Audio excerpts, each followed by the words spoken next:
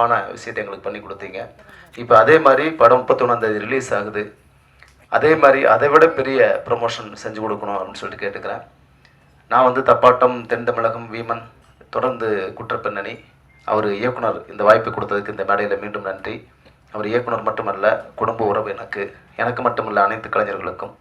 So இந்த மாதிரி ஒரு நல்ல எண்ணம் உள்ள நல்ல படைப்பாளி அவர். அந்த படைப்பை நீங்கள் வெளியில் கொண்டு போய் இந்த வெளியிடக்கூடிய நிறுவனம் அண்ணாமலை சினி ஆர்ட்ஸ் அவங்களுக்கும் ஒரு நல்ல பேரை வாங்கி கொடுக்கணும் அப்படின்னு சொல்லிட்டு கேட்டுக்கிறேன். இது ஒரு நல்ல ஆழமிக்க கருத்துமிக்க ஒரு விஷயம். அதாவது ஒருத்தருக்கு ஒருத்தர் பிடிச்சிருக்கு அப்படிங்கிறது வேறு விஷயம். யார் வேணாலும் விரும்பலாம், எப்படி வேணாலும் இருக்கலாங்கிறத தாண்டி தன்னுடைய சொந்த சந்தோஷத்துக்காக தன்னுடைய குழந்தைகளையே இழக்கிற அளவுக்கு போகிறது தான் பெரிய பாதிப்பு அப்படிங்கிறத அற்புதமான கருக்களத்தோடு இதில் சொல்லியிருக்காங்க. அதனால் அனைவரும் சப்போர்ட் பண்ணுங்கள். எல்லா மக்களும் சேர்ந்து தேட்டரில் போய் படத்தை பாருங்கள், ஆதரவு கொடுங்க. நன்றி. அனைவருக்கும் எனது மாலை வணக்கம். இயக்குனர் என்பி ஸ்மைலோட இது எனக்கு 5வது திரைப்படம்.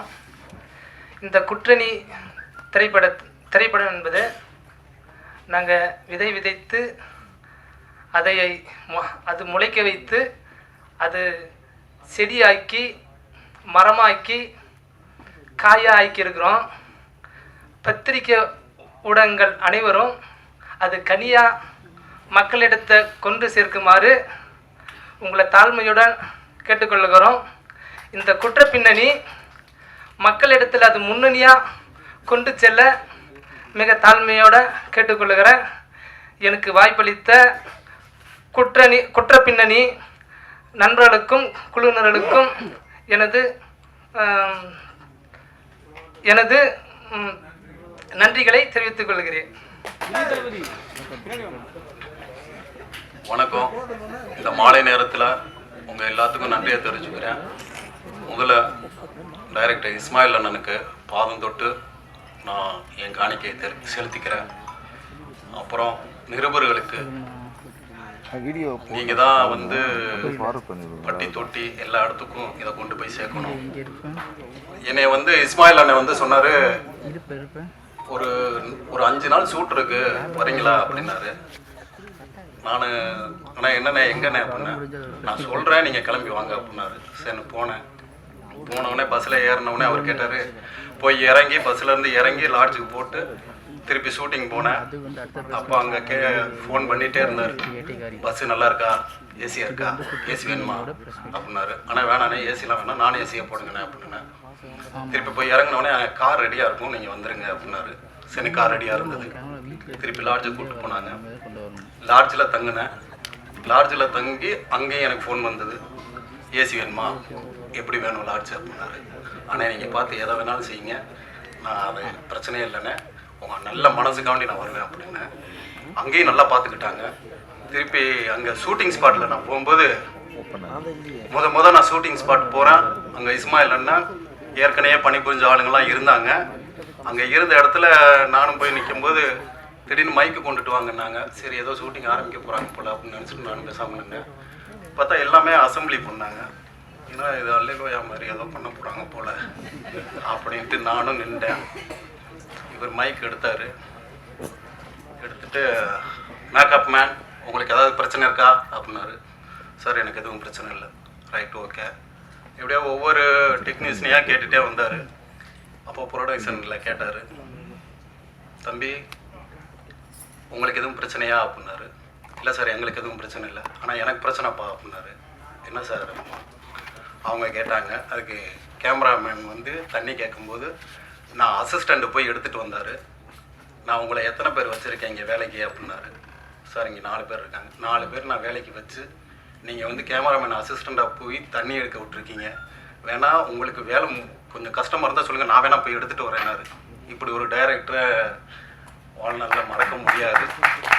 ஏன்னா நல்ல ஒரு கஷ்டப்படுற ஆளுகளுக்கு, திறமை உள்ள ஆளுகளுக்கு சாலை கிராமத்தில் எவ்வளவோ பேர் திரியிறாங்க மீன் வாய்ப்பு தேடி அலைஞ்சிக்கிட்டு இருக்கிறாங்க. அவங்கள தேடி கண்டுபிடிச்சி நல்ல டைரக்டருங்க எங்களை மாதிரி ஆளுங்களுக்கு வாய்ப்பு கொடுத்ததுக்கு ரொம்ப நன்றி. அதே மாதிரி கஷ்டப்படுறவங்க இன்னும் நிறையா பேர் சாலை கிராமத்தில் இருக்கிறாங்க, அவங்களுக்கும் வாய்ப்பை கொடுங்க.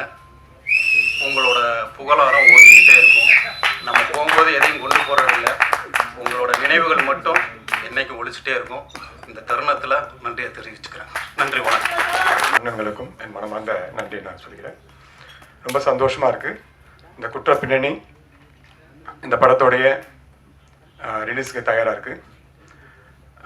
என்னுடைய அன்பு நண்பர் இஸ்மாயில், எனது அன்பு சகோதரர், அவருக்கு என் மனமார்ந்த நன்றியை நான் சொல்லிக்கிறேன். தொடர்ந்து அவரோட படங்கள் எனக்கு நல்ல வாய்ப்பு கொடுப்பாங்க, எல்லாருக்குமே நல்ல வாய்ப்பு கொடுப்பாங்க. இந்த படத்தில் எனக்கு வில்லனாக தான் வந்து வாய்ப்பு கொடுத்தாரு. நான் பழனிக்கு போயிட்டேன். போன உடனே வில்லன் ரோல் தான் சொன்னாங்க. அப்போ நான் வந்து இஸ்மாயில்கிட்ட கிட்ட போய் சொன்னேன், எனக்கு ஏதோ ஒரு நெருடலாக இருக்குது, எனக்கு நெகட்டிவ் ரோல் பண்ண கஷ்டமாக இருக்குது, எனக்கு ஒரு பாசிட்டிவாக நல்ல ரோல் கொடுக்குறீங்களா இஸ்மா அப்படின்னா. என்ன ராஜா, நான் எல்லாமே ரெடி பண்ணிட்டேன், என்ன இப்படி சொல்கிறீங்க அப்படின்னாரு. இல்லை, எனக்கு ஏதோ ஒரு உறுத்தலாக இருக்குது, எனக்கு அந்த சீன்லாம் சொன்னார், அந்த பெண்ணை கொள்வது அதெல்லாம். இல்லை, எனக்கு ஏதோ ஒரு மாதிரி டிஸ்டர்பாக இருக்குது அப்படின்னு. என்னுடைய அந்த நான் அப்படி கேட்கவே முடியாது, கேட்கவும் கூடாது. ஆனால் என்னுடைய உணர்வை வந்து ஒரு சகோதரராக அவர்கிட்ட நான் சொன்னேன். உடனே என்னுடைய உணர்வை புரிஞ்சுக்கிட்டு உடனே என்ன செய்யலாம், எனக்கு ஒன்றும் புரியலையே அப்படின்னாரு. சரி இருங்க, நான் பிளான் பண்ணுறேன்னாரு. நான் அவர்கிட்ட சொன்னேன், போலீஸாக கூட கொடுங்க அப்படின்னா. இல்லை ராஜா, அது எல்லாமே லைனில் வந்தாச்சு, கேரக்டர் போயிட்டுருக்கு, திடீர்னு ஒன்றும் பண்ண முடியாதுனாரு. நீங்கள் எவ்வளோ சாதாரணமாக கொடுத்தாலும் கொடுங்க, எனக்கு ஒரு பாசிட்டிவான ரோல் கொடுங்க அப்படின்னு சொன்னேன்.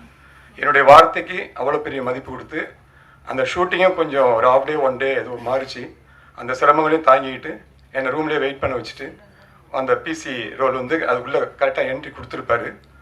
அது ஒரு ஆர்டிஸ்டாக ஒரு சகோதராக என்ன நினச்சாருன்னு தெரியல, அந்த மதிப்பளித்து ஒரு இயக்குனர் இப்படி செய்கிறது பெரிய விஷயம். அந்த ரோல் எனக்கு கொடுத்துருப்பாரு. அதுக்காக நான் மிகுந்த நன்றியை நான் இஸ்மாயிலுக்கு நான் சொல்லிக்கிறேன், டீமுக்கு. அப்புறம் இதில் வில்லனாக நடித்த சகோதரருக்கு என்னுடைய மனமார்ந்த நன்றியை நான் சொல்லிக்கிறேன். நல்ல ரோல், நல்லா பண்ணியிருக்கீங்க. நான் அந்த ரோல் பண்ணியிருந்தா கூட உங்கள் அளவுக்கு நான் பண்ணியிருக்க முடியாது, அது நான் வந்து ஃபீல் பண்ணேன். தேங்க்ஸ் பிரதர், ரொம்ப நல்லா பண்ணியிருந்தீங்க. நான் இப்போ பார்க்கும்போது கூட அவ்வளோ பர்ஃபெக்டாக என்னால் பண்ண முடியாது, அது வேறு மாதிரி இருந்திருக்கும். அது எவ்வளோ பொருத்தமாக இருக்குமா அப்படின்னு தெரியாது, உங்களுக்கு ரொம்ப பொருத்தமாக இருந்தது, அது நான் வந்து வாழ்த்துறேன். ரொம்ப நல்லா இருந்தது. நான் விட்டு கொடுத்தது ரொம்ப சரியாக இருந்த ஒரு ஃபீல் எனக்கு வந்துச்சு. ஏன்னா எல்லா வாய்ப்பும் நமக்கு வரணும்னு நம்ம ஆசைப்பட வேணாம், எல்லாம் மற்ற சகோதரர்களுக்கும் அது போய் கரெக்டாக சேரும். நம்ம ஒன்று விட்டு கொடுத்தோன்னா நமக்கு நல்ல ஒரு பொசிஷனை இறைவன் கொடுப்பாருங்கிறது எனக்கு நம்பிக்கை உண்டு. அந்த வகையில் எனக்கு தொடர்ந்து ஒரு நல்ல ரோலாக வரணும், பாசிட்டிவான ரோல் வரணும், ஒரு ஃபேமிலி ரோல் வரணும் தான் எனக்கு ரொம்ப ஆசை. ஆனால் தொடர்ந்து எனக்கு வில்லன் ரோல் தான் வருது. ஒரு சில படங்களில் பாசிட்டிவ் ரோல் வருது. நீங்கள் எல்லாரும் பெரிய பெரிய சீனியர்ஸ்லாம் இன்றைக்கி இருக்கீங்க. நீங்கள் எல்லோரும் நல்லா வாழ்த்தி, நானும் ரொம்ப வருஷமாக அவங்க கூட உங்களுக்கு அப்புறம் வந்து கூட நான் முயற்சி பண்ணிகிட்டே இருக்கேன். நீங்களும் பார்த்துட்டீங்க. நீங்கள் எல்லோரும் மனசார இந்த நேரத்தில் வாழ்த்துன்னு சொல்லி இந்த நேரத்தில் அவங்க நான் கேட்டுக்கிறேன். இந்த இடத்துக்கு இஸ்மாயில் வந்து இந்த படத்தை கொண்டு வரதுக்கு எவ்வளோ கஷ்டப்பட்டாருன்னு எனக்கும் தெரியும். நான் ஆஃபீஸில் போயிருந்திருக்கேன், அவர் கூட கொஞ்சம் பயணம் பண்ணிகிட்டு இருக்கேன். எனக்கு ரொம்ப ஆச்சரியமாக இருக்குது. இது வந்து இறைவனால் மட்டும்தான் முடியும் இந்த பொசிஷனுக்கு அவர் வந்தது. இஸ்மாயிலுக்கு உறுதுணையாக இருக்கிற அத்தனை நல்ல உள்ளவங்களுக்கும் இந்த இடத்துல நான் நன்றி சொல்லிக்கிறேன். ரொம்ப சந்தோஷமாக இருக்குது. இந்த சமூகத்தில் நடக்கிற மறைவாக நடக்கிற ஒரு தவறை தோல் உரிச்சிருக்காரு இஸ்மாயில்.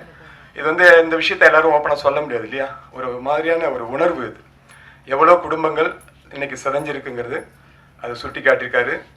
இது வந்து ஒரு பெரிய ஒரு நல்ல மாறுதலுக்கான ஒரு துவக்கமாக இருக்குன்னு சொல்லி இந்த நேரத்தில் கேட்டுக்கிறேன். குற்ற பின்னணி வெற்றி அடைய நீங்கள் எல்லோரும் உறுதுணையாக இருக்குன்னு சொல்லி இந்த நேரத்தில் கேட்டுக்கிறேன். நன்றி, வணக்கம்.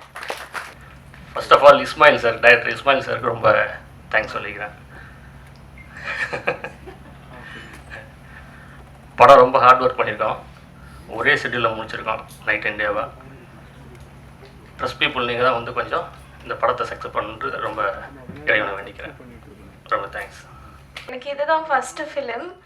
நான் குற்றம் பின்னணின்னு சொல்லிட்டு ஒரு ஃபிலிமில் ஃபஸ்ட் டைம் பண்ணியிருக்கேன். ஃபஸ்ட்டு டைரக்டர் எனக்கு இந்த சான்ஸ் கொடுக்கும்போது ரொம்ப டவுட்டாக தான் நான் பார்த்தேன். பிகாஸ் இவ்வளோ பெரிய கேரக்டர் நம்மளை நம்பி கொடுத்துருக்காங்கன்னு சொல்லி. பரவாயில்ல, நம்மளால நிறைய பேர் மாறினா சந்தோஷமாக தானே இருக்கும். ஸோ அதனால் என்ன நானே சொல்லி பண்ணிட்டேன் இந்த ரோல். ஏதோ நல்லா பண்ணியிருக்கேன்னு நினைக்கிறேன் சார். அதே மாதிரி சார் வந்து ஃபஸ்ட்டு ஃபிலிம் ஆடிஷன் போனோடனே ஹீரோயின் ரோல்லாம் கிடையவே கிடையாதுன்னு சொல்லிட்டாரு. அப்புறம் சரி ஓகே ஏதோ ஒரு ரோல் கொடுக்க போகிறாங்கன்னு நினச்சேன். பட் இருந்தாலும் வெயிட்டான ரோல் தான் கொடுத்துருக்காருன்னு நினைக்கிறேன். Thank you so much. எல்லோரும் சப்போர்ட் பண்ணுவீங்கன்னு நினைக்கிறேன். நல்ல ரிவ்யூ கொடுங்க. தேங்க்யூ. வணக்கம். நான் பேச நினச்சது சார் பேசிட்டாங்க.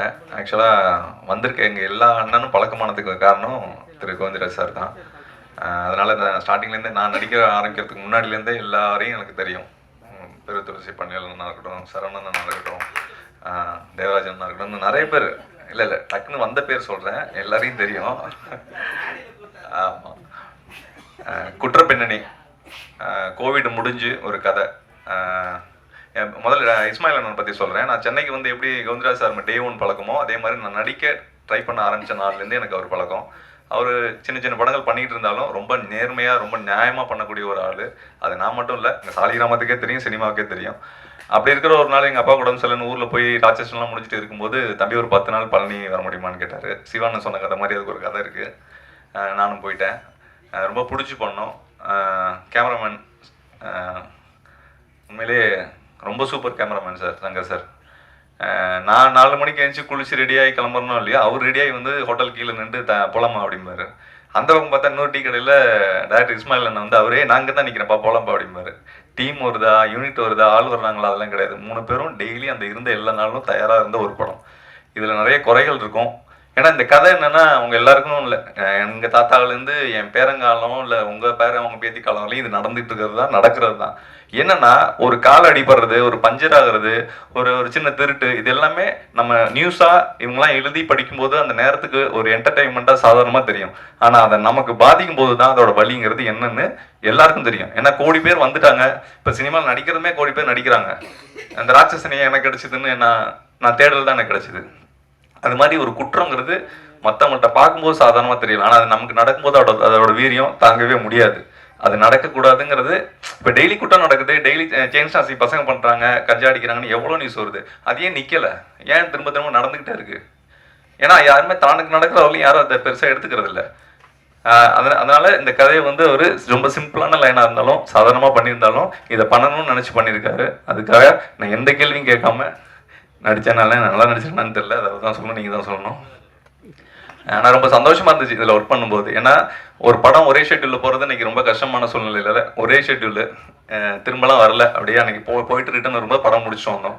அது மாதிரி வந்திருக்கோம். தயவுசெய்து இன்னைக்கு எல்லா இடத்துலையும் நெகட்டிவிட்டி ரொம்ப ஈஸியாக இருக்குது, பாசிட்டிவ் ரொம்ப கம்மியாக இருக்குது. தயவுசெய்து உங்கள்கிட்ட கெஞ்சி கேட்டுக்கிறேன், இந்த படம்னு இல்லை எந்த படமாக இருந்தாலும் இருக்கிற முதல்ல நல்லது என்னன்னு சொல்லிடுங்க.